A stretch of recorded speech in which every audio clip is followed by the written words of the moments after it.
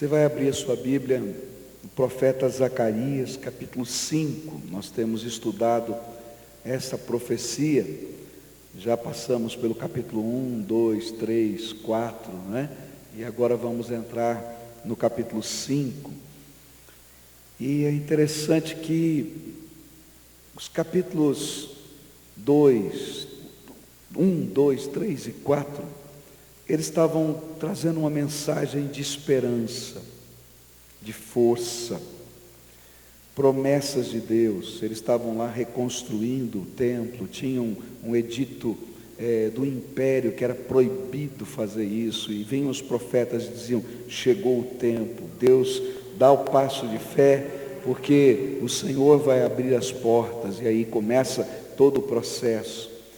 No meio disso, há uma promessa de que aquele Deus que havia se retirado, conforme Ezequiel havia profetizado, do templo, quando os babilônios vieram e destruíram a cidade, era aquele que voltava para aquela cidade.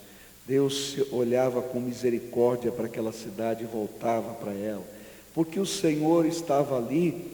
Ele estava construindo muralhas, ainda que não houvessem muralhas mais naquela cidade, as muralhas seriam as muralhas de fogo da presença do Senhor. A promessa era: quem toca nos meus ungidos, nos meus filhos, toca na menina dos meus olhos.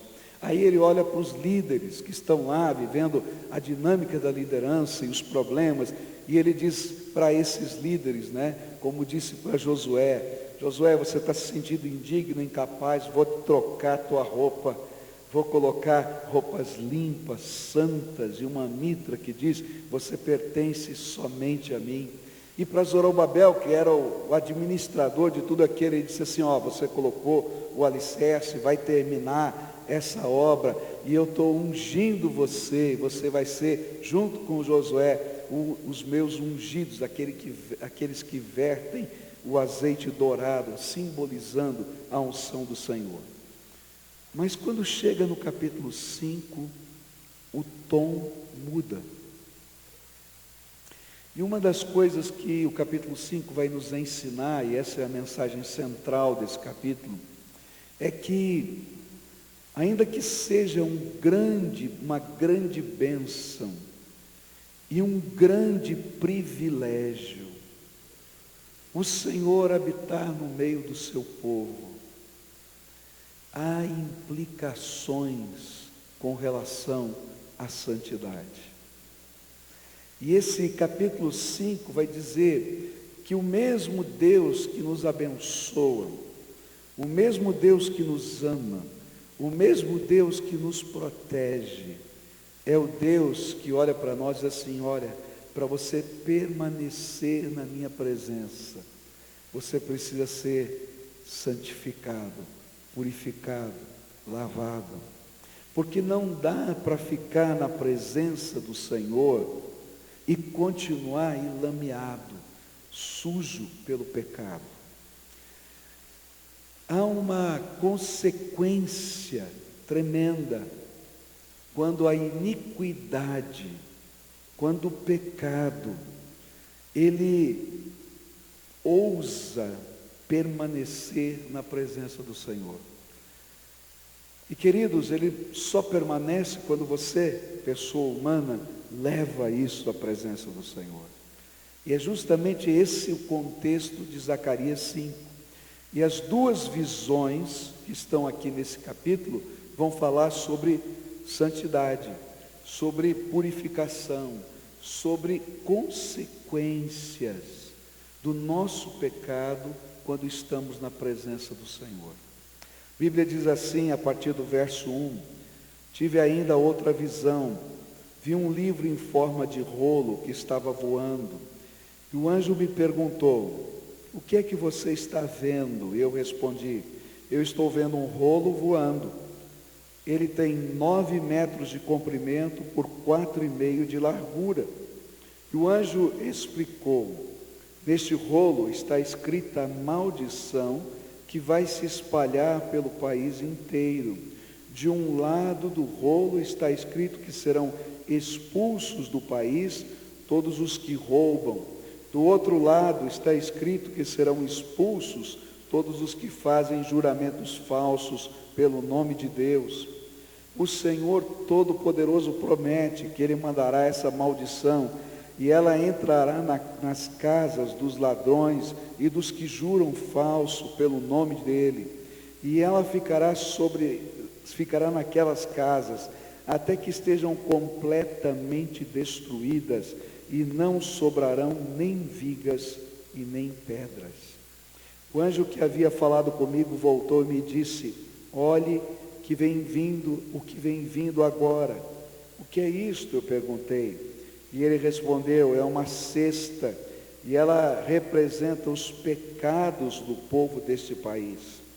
A cesta tinha uma tampa de chumbo, e levantaram a tampa, e lá dentro estava uma mulher sentada. E o anjo explicou: esta mulher representa a maldade. E então ele a empurrou para o fundo da cesta e fechou a tampa. E olhei e vi duas mulheres que tinham asas como as da cegonha, e as mulheres voavam, levadas pelo vento, e elas chegaram e pegaram a cesta e saíram voando. E perguntei ao anjo: para onde elas estão levando a cesta? E ele respondeu: para a Babilônia, e lá elas vão construir um templo, onde vão colocar a cesta numa base. Duas visões estranhas. Primeira vez que eu li esse texto, eu olhei e disse: não entendi nada. Eu não sei se você já teve essa experiência de ler e dizer: não entendi nada. O que significa esse negócio aqui de rolo voador, de cesta, né? E ainda na versão antiga não aparece cesta, aparece efa. Eu sei lá o que é efa. Quem está com a Bíblia que está escrito efa aí? Levanta a mão. Aí, né? A efa era uma medida de secos, né? De grãos, que era usada naquele tempo. Era uma espécie de um barril em torno de 33 litros, mais ou menos, tá? E então esse barril era a medida, e você enchia de cevada, de grão de trigo, e era a medida da venda. Como a gente fala hoje, sacas, né? Então era a medida daquele tempo.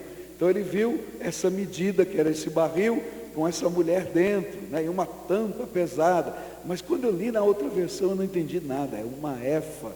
Eu falei: meu Deus do céu, o que é esse negócio de efa? Aí eu me lembrei das histórias infantis dos elfos, né? Eu pensei: será que é um elfo? Gente, não é, né? É esse barril.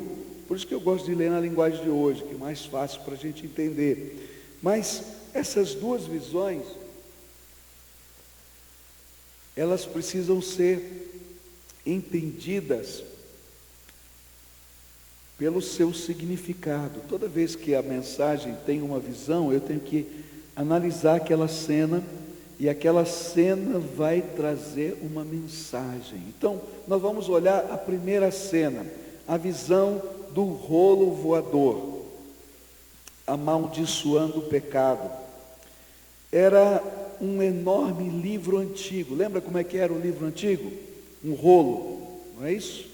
E aquelas duas coisas que pareciam pau de macarrão, assim, que enrolava aquele rolo. Então você imagina esse rolo, ele vai sendo aberto assim, tá?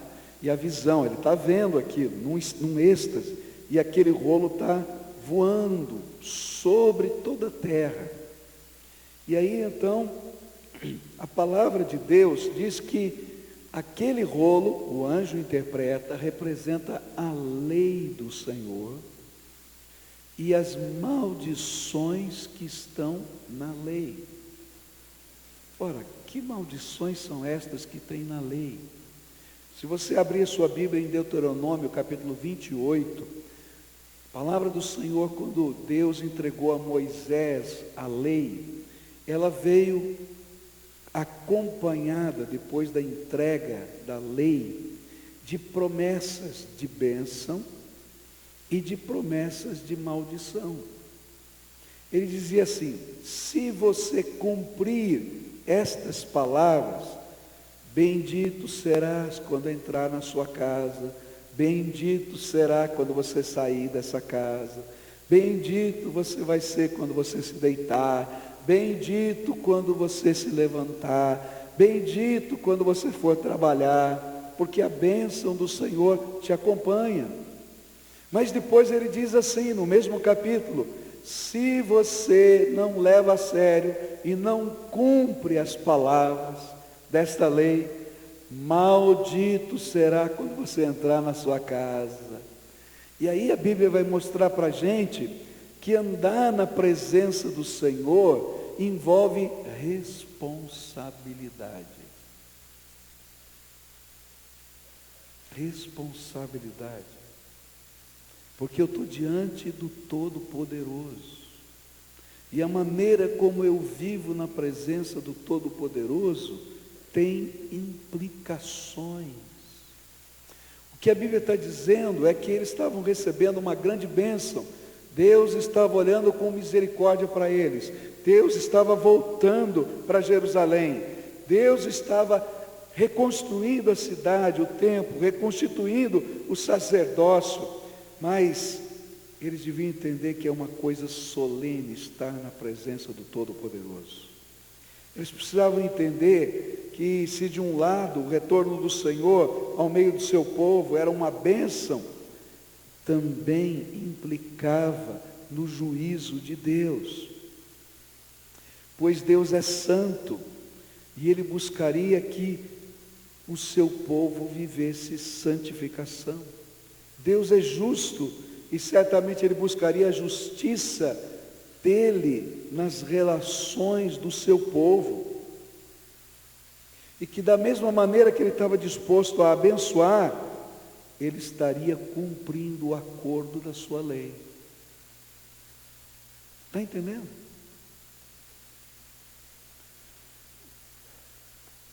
E quando uma casa, uma família, um homem, uma cidade não entendesse isso, a bênção se retiraria e a maldição se instalaria. Negócio é complicado, sério. E o verso 4 diz que essa maldição se instalaria sobre algumas casas, onde a iniquidade estava instalada. E era como se, a partir do momento em que a maldição pousasse sobre a casa, todo o material, não apenas as pessoas, mas a casa mesmo, todo o material da casa começasse a apodrecer, e o dono da casa pudesse adotar as palavras que aparecem lá em Levítico 14, verso 35, onde a Bíblia diz assim: parece-me que há como uma praga em minha casa. É disso que ele está falando. De um modo terrível, essas palavras têm sido cumpridas nas casas de pessoas que nós conhecemos. A Bíblia diz que não adianta a gente dizer Senhor, Senhor. Lembra Jesus falando sobre isso? Naquele dia, muitos vão dizer, né? Senhor, Senhor, em Teu nome fizemos isso, em Teu nome fizemos aquilo. E Ele vai dizer o quê? Nunca vos conheci. Porque nem todo aquele que diz Senhor, Senhor, é servo de Deus. Mas quem é o servo de Deus? Aquele que cumpre a palavra do Senhor.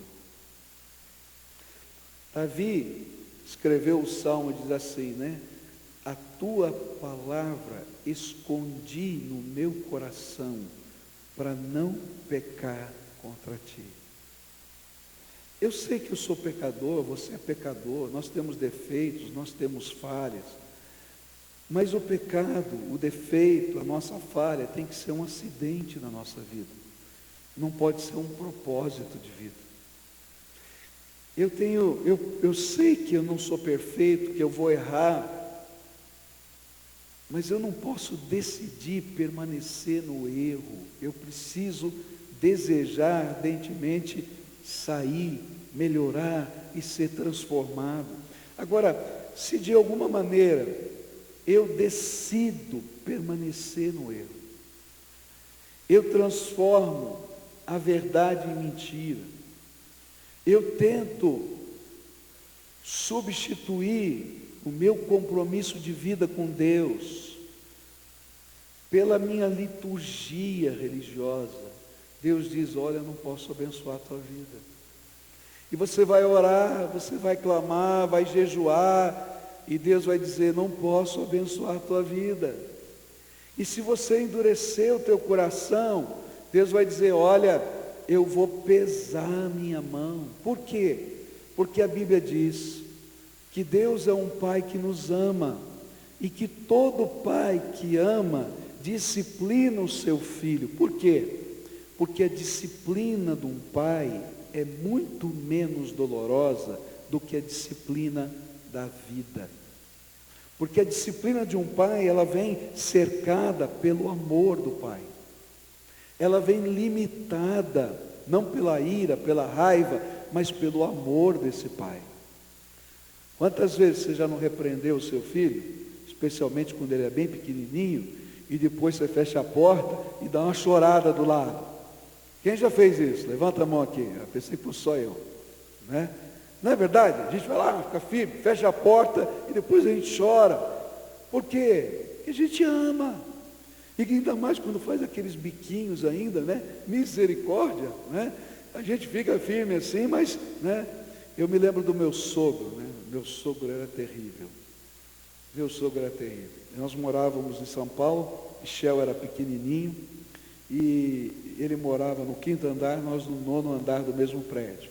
Então, ele de vez em quando deixava o chinelo na sala de televisão com a minha sogra e desaparecia. Ia lá para a minha casa e ficava lá com o Michel, escondido, né? Porque minha sogra dizia: ó, para de ir toda hora lá em cima. Daqui a pouco tocava o interfone, era a minha sogra. E a minha sogra dizia: o Zé está aí em cima? Eu falei: tá brincando com o Michel. E foi descalço. Aí eu olhava: está descalço. Danado, deixou o chinelo aqui para não ver. E aí eu me lembro de um dia que a gente estava lá e o Michel fez alguma coisa, e nós pegamos o Michel e colocamos de castigo. E aí já olhamos para o meu sogro e dissemos assim: olha, por favor, não atrapalha não, hein? Está sendo disciplinado. Ele falou: não vou fazer nada, pode deixar. Daqui a pouco eu volto, está o Michel sentadinho de castigo na sala, e o vô, sem falar nada, do lado dele. Eu falei: ô Zé, o que você está fazendo aí? Ele disse assim: estou acompanhando ele no castigo. É interessante isso, mas é como Deus olha para a gente. Às vezes Deus nos disciplina, mas Ele disciplina como um pai. Agora o que Deus está dizendo é que há disciplina. Há disciplina. E que Deus não vai atender algumas orações, porque Ele não pode abençoar os pecados na nossa vida.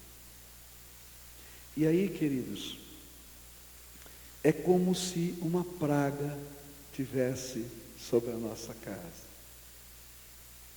Porque as portas se fecham. E Deus não pode derramar a sua graça, por causa da dureza do nosso coração. Para mim, para entender o simbolismo desse rolo voador, eu olho para a vida de Jonas. Olha só, Deus disse para Jonas: Jonas, eu tenho um propósito para você, eu tenho um alvo para a tua vida. Você vai viajar agora para a cidade de Nínive e vai anunciar lá a minha vontade. Você é meu profeta, estou te mandando para lá. E Jonas decide não fazer a vontade de Deus. Jonas decide abandonar a vida na presença de Deus. As razões, eu posso conjecturá-las, mas ele fez isso. E ele entra no navio, paga a passagem, não é isso? Para ir para Tarsis, o outro lado do mundo. E quando ele entra no navio, vem uma tempestade.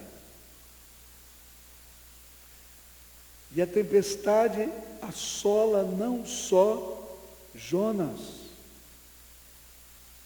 mas todo mundo que está no barco. Você está entendendo? A iniquidade da tua vida afeta você, mas afeta todo mundo que está na tua volta, porque todo mundo sofre junto com você. E aí os marinheiros estão tentando salvar o navio, lembra da história? E eles jogam fora toda a carga, prejuízo para todo mundo. O capitão do navio, naquele tempo os navios eram com remo, né? Tinham velas e remos, e eles estão tentando enfrentar a tempestade, todo mundo trabalhando, e Jonas está dormindo. Ele é o único que não percebe que alguma coisa horrível está acontecendo. O capitão fica irado e diz: homem, se você não presta para mais nada, que está todo mundo ajudando aqui, agora não tem marinheiro, agora é cada um tentando salvar a vida de todo mundo. Se você não presta para mais nada, vê se faz uma oração. Mas o que Jonas menos queria era orar. E aí então tiram as sortes. Diz: não, não é possível, tem uma praga em cima da gente, essa é a ideia, tem algum bandido aqui dentro, tem alguma coisa errada. E a sorte cai com Jonas. E aí o capitão diz: ó, diz quem é você, conta a tua história. Ele diz: olha, eu sou profeta do Deus Todo-Poderoso, que criou o céu, a terra e o mar, e eu estou fugindo dele. Ele falou: mas você é louco, hein? Deus que criou o mar, você entra no barco, você é doido. O que a gente faz com você? Ele diz: ó, me joga fora. Eu não quero criar problema para ninguém, me joga fora. Ele diz: como é que eu vou jogar você, cara? Você vai morrer. É interessante isso, porque às vezes a gente está sendo disciplinado por Deus, todo mundo está vendo, e a gente não aceita. E ainda é metido e orgulhoso. Então não quero nada não, isso é problema meu, eu estou vivendo a minha vida, me joga fora. E aí diz a Bíblia que os marinheiros tentaram salvar a vida de Jonas de todas as maneiras, até que chegou um momento que disseram: não dá, vamos jogar fora. E quando jogam fora, né? Como disse o Michel uma vez, não tem nada que esteja ruim que não possa piorar, né? Então, joga fora, cai no mar, todo mundo fica olhando, um grande peixe foi lá e engole Jonas. Gente, e só lá dentro do peixe é que ele vai pensar na vida e se acertar com Deus. O que essa profecia está dizendo é: no passado, essa cidade foi julgada, e tudo quanto aconteceu, aconteceu porque vocês foram duros de coração, não se arrependeram, não voltaram para mim, e não acreditaram que o pecado é desgraça na sua vida. Eu voltei para essa cidade, estou aqui entre vocês, mas a lei continua sendo verdade, a minha palavra continua sendo verdade, e a mesma palavra que abençoa é a palavra que julga e que disciplina. Por isso, eu estou aqui na cidade, mas essa cidade tem que ser santa, esse meu povo tem que ser santo,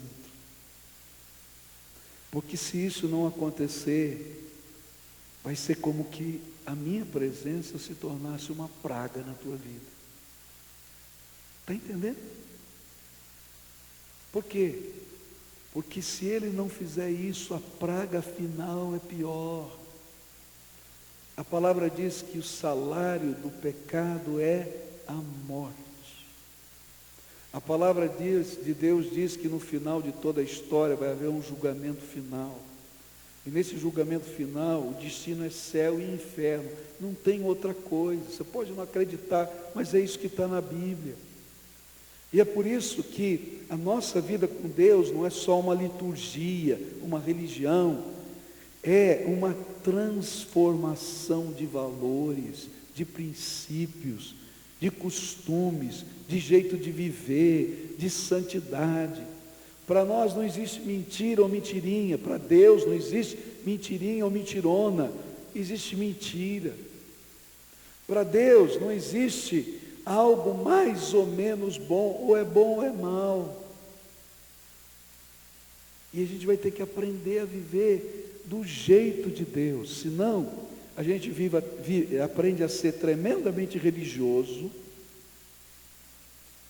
mas iníquo. E Deus julga a iniquidade de uma pessoa, de uma casa, de uma cidade, de uma nação. Não tenho dúvida disso.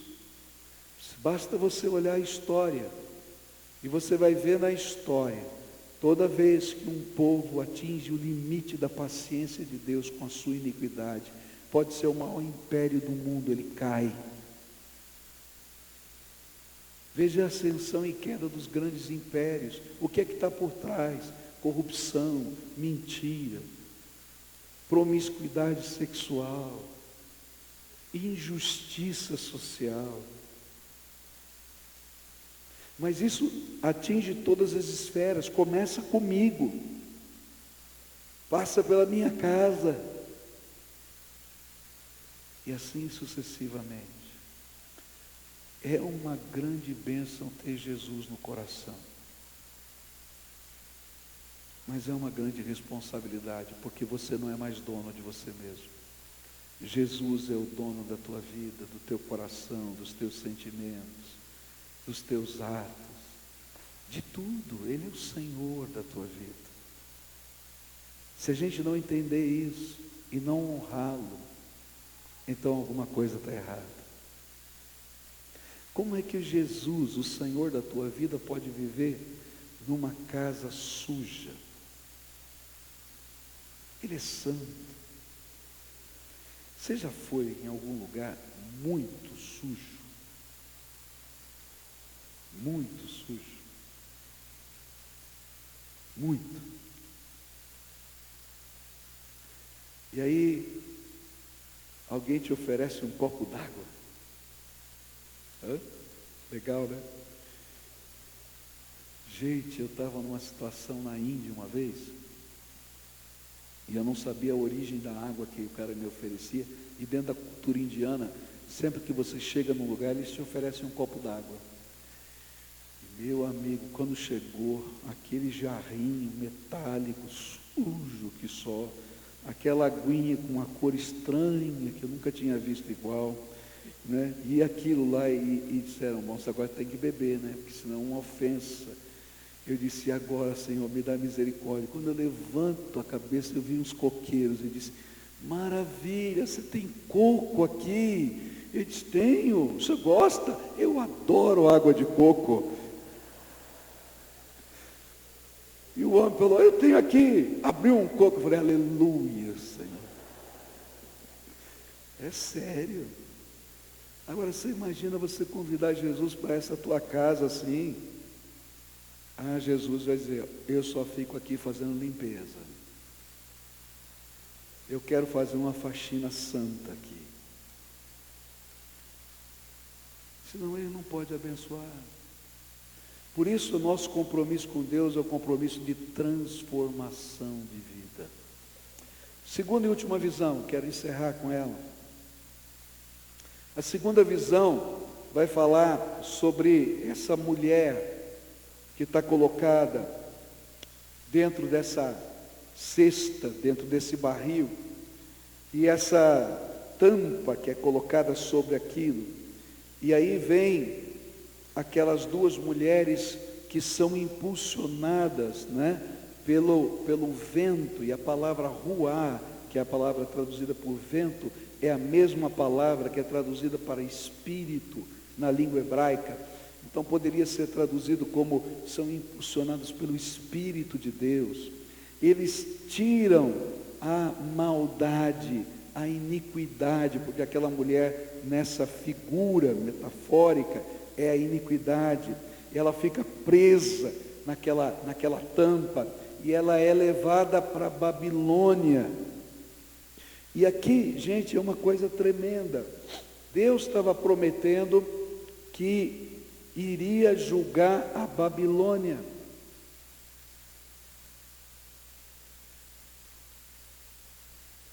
Se você lembra os capítulos 1, 2, 3, 4, Deus promete que ia julgar a Babilônia.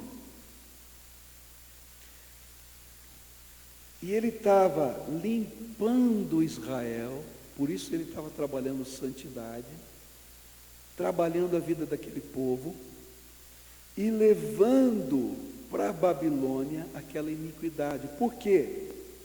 Porque na Babilônia eles tinham construído um altar para a iniquidade. E aqui, gente, é uma coisa tremenda. Quando eu não entendo que pecado faz mal, quando eu não entendo que pecado não apenas é uma coisa pessoal, mas que existe um mal que se expande, se torna sistêmico, e que esse mal sistêmico é desgraça na vida de todo mundo,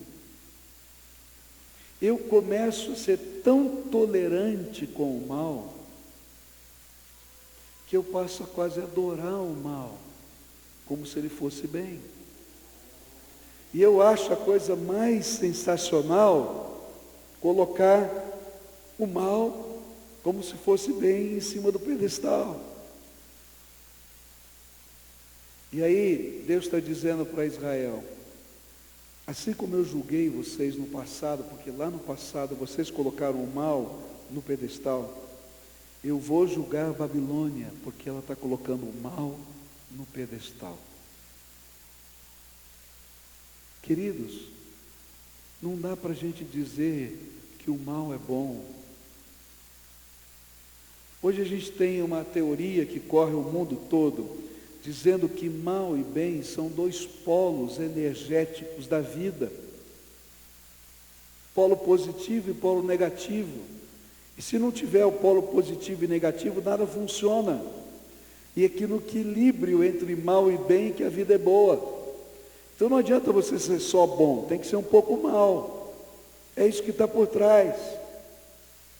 Mas não é verdade, isso é mentira. Porque mal é mal. O mal que se manifesta na tolerância com o corrupto, com o ladrão, com o estuprador, na impunidade da sociedade, ele não afeta só uma pessoa, afeta você que tem que trancar a tua casa como se fosse uma jaula e viver dentro da jaula. E não adianta nada, porque eles sabem abrir a jaula. Não é verdade? Mal continua sendo mal. E toda vez que na vida eu acho que eu sou bacana, moderno, capaz, porque eu sei lidar com todas essas coisas da vida moderna, onde mal é bem, bem não é mal, eu vou construindo uma vida que desgraça. E aí chega um momento em que Deus tem que julgar uma terra, uma nação e um povo. É interessante que toda forma de idolatria na Bíblia, a Bíblia descreve como uma forma de, não apenas de pecado, mas de insuflar do inimigo, para que a gente não perceba a verdade. A Bíblia chama isso de operação do engano. Deus precisa arrancar pelo seu poder a operação do engano, primeiro da nossa mente. Deus tem que arrancar pelo seu poder, depois do nosso coração, a operação do engano. Tem que arrancar da nossa casa essa operação do engano. Tem que arrancar da nossa cidade a operação do engano. Do nosso país a operação do engano. Por quê, queridos? Porque a operação do engano é desgraça. Quando mal não é mal, bem, quem sabe? Não, queridos. Isso é a operação do engano. E se torna uma idolatria. E aí eu estou muito mais preocupado em ser politicamente correto do que fazer aquilo que a palavra de Deus ensina. E aí não funciona, queridos. Porque a Bíblia é clara. Ou Deus abençoa a nossa vida com a sua graça, ou Ele não pode abençoar. E às vezes Ele tem até que disciplinar. Olha que textos interessantes esses, e termino com esses dois textos. A Bíblia diz assim: mas o que digo? Que o sacrifício ao ídolo é alguma coisa? Ou que o ídolo é alguma coisa? Antes digo que as coisas que eles sacrificam a demônios e não a Deus, e não quero que sejais participantes com os demônios, diz 1 Coríntios 10, 19 e 20. O que Paulo está falando aqui? A gente tem que entender que o contexto aqui são aquele panteão greco-romano de deuses.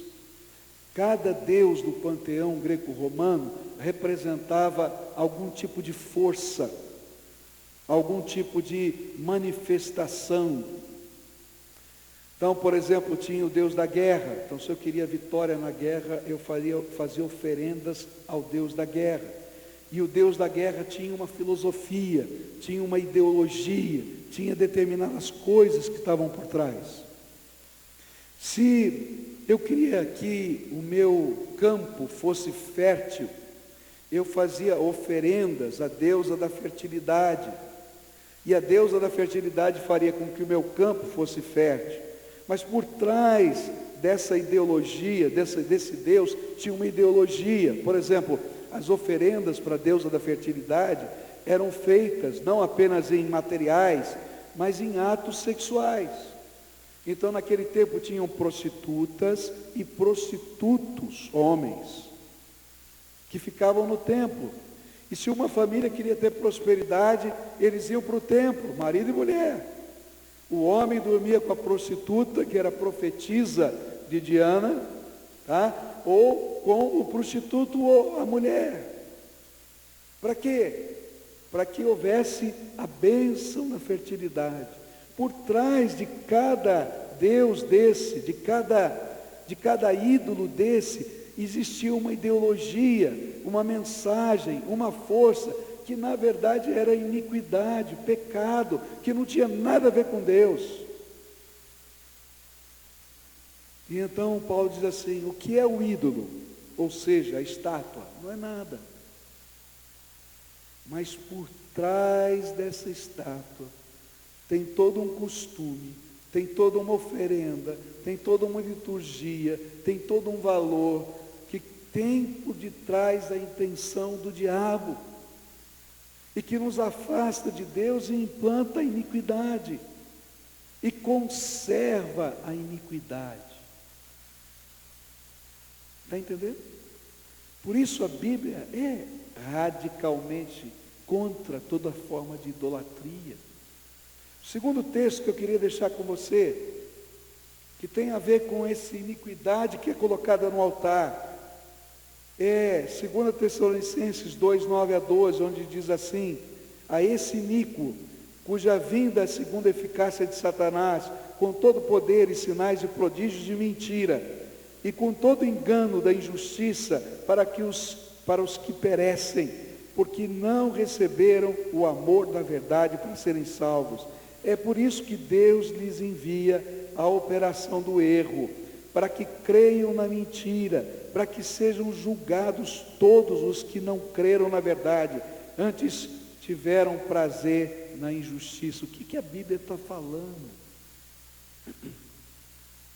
É se quando você é confrontado pela palavra de Deus, que é a palavra da verdade, e você endurece o seu coração, Deus permite que Satanás opere um engano na sua vida, e você vai se afundar ainda mais no pecado, e você vai construir ideologias do pecado.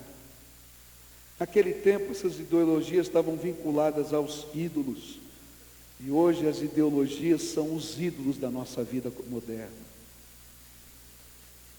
E aí eu vou me afundando, e aí Deus não pode abençoar, e há como uma praga na nossa casa. Mas sabe qual é a bênção? É que quando eu não quero o juízo, mas eu quero que Deus transforme a minha vida, eu peço para Jesus entrar e fazer isso, e eu entrego essas ideologias, esses conceitos, e digo, de hoje em diante eu quero viver à luz da palavra de Deus. Deus pega essa iniquidade, essa maldade, coloca dentro desse barril, fecha a tampa e diz: a operação do engano não fica mais aqui, pode ir embora, vai para onde você é adorada, porque aqui esse é o meu povo amado, e eu vou derramar minha bênção. Mas queridos, se você quiser viver só uma religião que não tenha compromisso com a vida, então você vai andar enganado, enrolado para sempre, até o dia do juízo, quando a verdade de Deus vai se manifestar.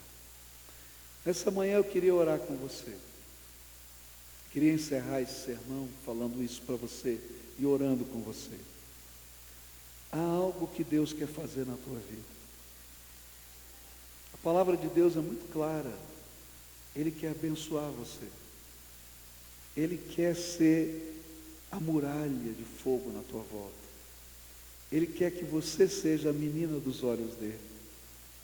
Ele quer dizer: olha, você é meu ungido, eu vou derramar minha unção sobre você. Mas você vai ter que entregar a tua vida para ele.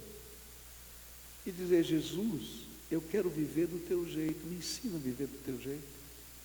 Algumas coisas que você acha maravilhosas, Deus vai ter que tampar bem forte com uma tampa e dizer: não presta, tira daqui. E leva para onde essas pessoas acham que é bom, mas aqui não fica mais. No teu coração, na tua vida, na tua casa. Talvez você tenha que entrar na tua casa e fisicamente pegar algumas coisas que não prestam e dizer: não tem lugar no meu coração e não tem lugar na minha vida, e tirar fora. Porque o que está por trás dessas coisas, dessa ideologia, das práticas, do que eu já vivi, não bate com a verdade de Deus, e a gente precisa de libertação no poder do Espírito Santo. Libertação não é uma liturgia, o pastor vai lá e expulsa um demônio, não. Isso pode até acontecer, mas a verdadeira libertação é quando a casa da gente, aqui dentro da alma, fica cheia da presença de Jesus. Porque a Bíblia diz que se a gente expulsa um demônio e essa casa fica vazia, esses inimigos de Deus ficam andando por lugares desertos e áridos, que eu não sei o que significa, mas eles voltam e encontram mais 7 lá que estavam no mesmo lugar, e diz: ó, a casa lá está vazia, vamos entrar de volta lá, e leva mais 7, fica pior o estado que estava antes. O que é que liberta? É Cristo no coração da gente, é a presença do Senhor na nossa vida, mas não apenas uma liturgia, é a gente dizer: de hoje em diante, Jesus é o Senhor da minha vida. E eu queria hoje orar com algumas pessoas, não sei quantas, porque esse não é um apelo de cura, esse é um apelo de fé, de compromisso com Deus, que queiram dizer: Senhor, eu quero algo novo na minha vida, eu não quero só uma liturgia, eu não quero só uma religião, Eu quero o Senhor no meu coração. Vem aqui e faz da minha casa, do meu coração, da minha alma, o teu templo. Me ensina a viver. Eu quero os teus valores para ser pai, para ser mãe, para ser filho, para ser estudante, para ser namorado, para ser noivo. Eu quero os teus valores. Eu quero aprender a viver do teu jeito. Porque eu estou cansado. Cansado de olhar para tudo quanto é lado e não funciona. Eu preciso da tua graça. Se há alguém aqui hoje, aqui o Espírito Santo está falando, você está ouvindo a voz do Espírito, eu vou convidar você para sair do seu lugar, vir aqui à frente, porque você vai fazer uma entrega para o Senhor. E eu sempre explico por que eu faço isso. Porque, querido, se você não tem coragem de sair num templo para ouvir a voz de Deus e atender o chamado do Espírito, você acha que quando você sair lá fora, você vai ouvir a voz de Deus e vai obedecer a voz do Espírito? Esse não é um sinal para Deus, é um sinal para você, do que Deus quer falar, está falando com você e do que você está ouvindo. Então, se o Espírito de Deus está falando com você, sai do seu lugar agora, vem para cá, eu quero orar com você, quero te receber e quero dizer, olha, estou fazendo a entrega. Então Jesus entra aí no coração, faz a diferença, tira fora o que não presta, porque aqui não vai ser mais venerado, o Senhor vai ser honrado. Se tiver uma família que está dizendo, olha, está na hora da gente passar por uma mudança, vem a família toda, marido, mulher, pai, mãe, filho, vem em nome de Jesus. Se o Espírito de Deus fala com você, essa é uma resposta do coração, tem que ser da alma, da vida. Então venha. Eu entendi, Senhor, o Senhor falou comigo, eu entendi e até sei algumas coisas que o Senhor quer levar, porque o Senhor falou comigo. Então responde a voz do Espírito agora. Se o Senhor está falando com você, responde. Diz, estou fazendo essa entrega, Senhor. Estou fazendo essa entrega, Senhor. Limpa, porque eu quero a tua bênção. Eu quero a tua bênção. Eu quero que o Senhor possa habitar na minha casa e se sentir bem, porque ela é tua casa, porque eu sou teu servo, Senhor.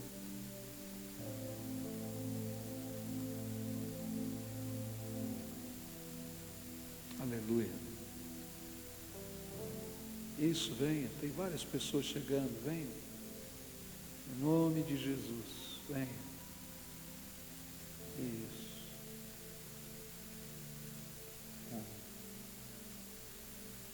A gente vai orar ao Senhor aqui agora.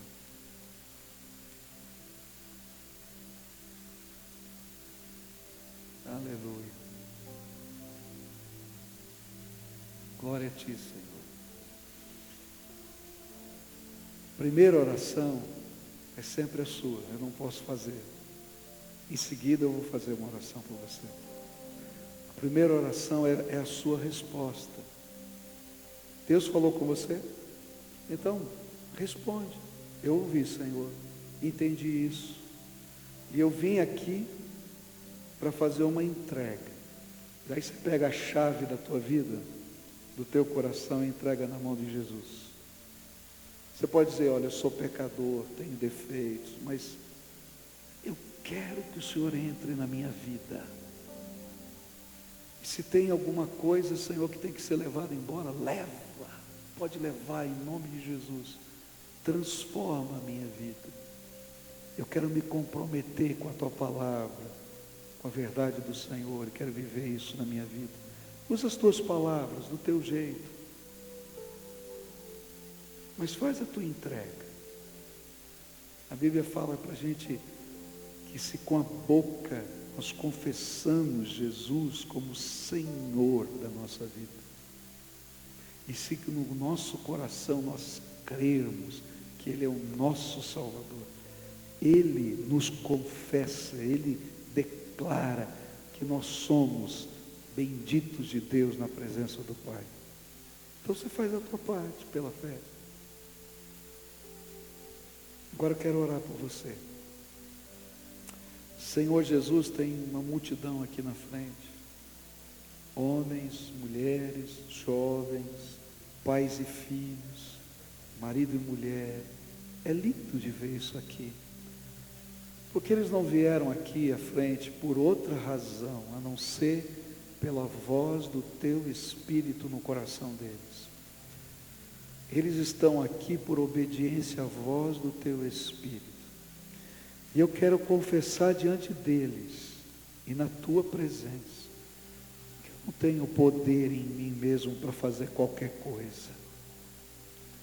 Mas eu creio, e eles também creem, que todo o poder no céu e na terra está nas mãos de Jesus, o Filho do Deus vivo, nosso Salvador.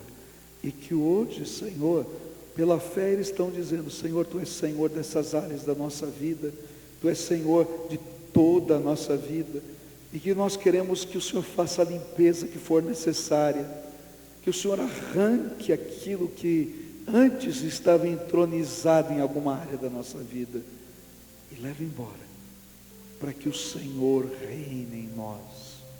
Eu quero te pedir agora, Senhor, abra as janelas dos céus, derrama do Teu Espírito Santo, derrama do Teu Espírito Santo, faz um milagre na vida dessas pessoas, Senhor, toca com a Tua graça, que essa casa seja bendita do Senhor, que esse marido seja bendito do Senhor, que essa esposa seja bendita do Senhor, que esse filho seja bendito do Senhor, que cada homem, cada mulher, cada criança, cada jovem que está aqui, se sintam, percebam, recebam a bênção do Senhor.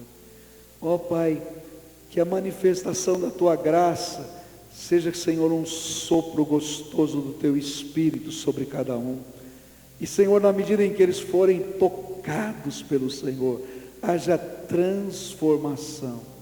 Se há alguém aqui escravo de alguma coisa, de um vício, de uma ideologia, de alguma coisa que consome a alma, na autoridade do nome de Jesus, nós repreendemos todo o poder de Satanás e dizemos: seja livre em nome de Jesus.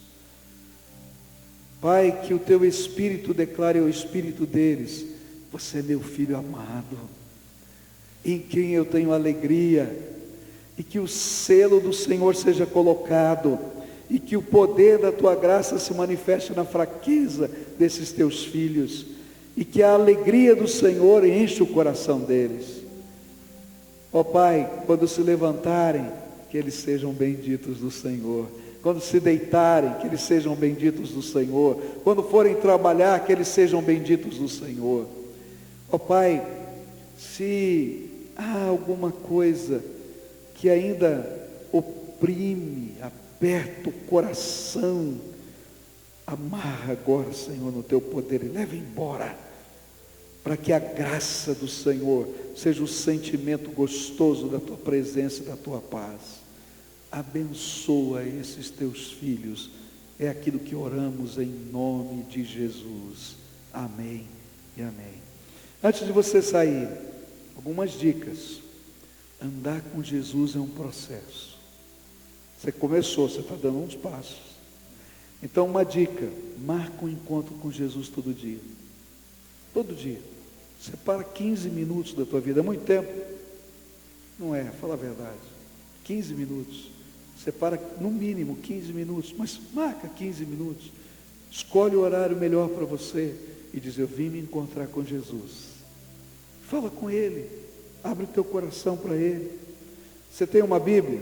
Se não tem, pede lá para o pessoal da recepção, eles vão te ajudar a você ter uma Bíblia. Comece a ler a Bíblia a partir do Evangelho de Marcos. Eu sempre digo isso, porque é o menor, tá? E você vai ter uma visão panorâmica do que Jesus falou. Vai lendo na medida que você pode, meio capítulo, um capítulo, que você consegue, e diz: Jesus, me ensina, eu quero aprender a lei. Aquele rolo voador vai entrar no coração da gente. Valores de vida. Se você é casado, aprende a abençoar os seus filhos. Põe a mão na cabeça deles e diz: em nome de Jesus, seja abençoado. Você não imagina a importância disso. Você é sacerdote dessa casa. Você tem autoridade para isso. Faz isso. Se você quiser ser acompanhado por essa igreja, nos seus vários programas, aí no dia a dia da vida cristã, tem aí pessoal de Jalequim hoje aí? Não? Tem? Moisés? Então você vai estar lá na integração, tá? Se alguém quiser ser acompanhado, alguém que ore com você, fazer parte de uma célula, caminhar com você numa situação específica, procura o diácono Moisés lá na integração e diz: olha, queria ajuda da igreja, estou precisando de oração, estou precisando de alguém que vai me visitar, estou precisando de uma célula, estou precisando que alguém me ajude a estudar a Bíblia. Eu não quero perturbar você, tá? Mas eu quero dizer, podemos ser companheiros dessa jornada, tá bom?